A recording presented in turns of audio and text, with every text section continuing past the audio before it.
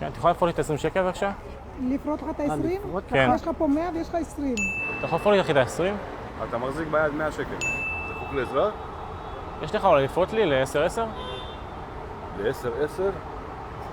לא, יש לך פה 100 שקל ביד. אתה צריך עזרה? אני צריך לפרוט ל-10-10, את יכולה לפרוט לי אולי? בוא נשאל פה רגע בקיוסק, אולי לפרוט לך. זה 20 נכון אבל? לא, זה 100. אתה רוצה לעבור כביש או מה? לא, אתה יכול לפרוט לי?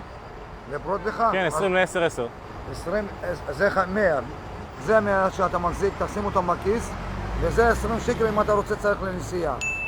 צריך עזרה? אתה יכול לפרוט לי אחי? כמה אתה צריך? 10-10. מה יש? יש לך 100 אחי. אתה צריך עזרה? את יכולה אולי לפרוט לי? כן, זה 20, אני צריך שתי מטבעות של 10. 200. זה שטר של 200. אתה צריך שתי מטבעות של 10? תודה. זה תשים לב, זה תשים בתיק. אתה יכול לפרוט לי את ה-20 אחי? לפרוט לך את זה 200. מה שהבאת לי, תביא לי את ה-20? כן אחי, זה מה שהבאתי זה לך 200? עכשיו ביד, זה 200, כן. אתה יכול לפרוט לי אחי? ל-10-10? זה שטר של 200 גבר. יש לך... זה 20.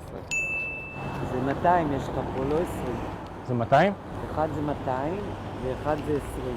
רק שים לב שלא כן. יסדרו אותך. טוב, תודה רבה.